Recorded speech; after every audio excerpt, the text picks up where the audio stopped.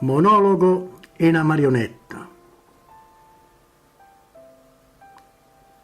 Io sono fatto legno e sono vacante, sono ubbidiente e faccio pila pila.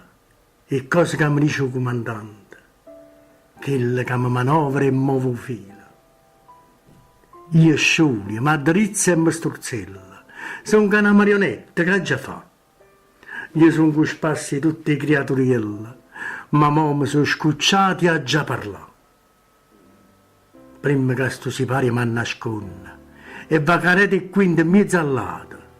State attenti a chi si arrobba i suoni, voi siete fatti carne a ragionata.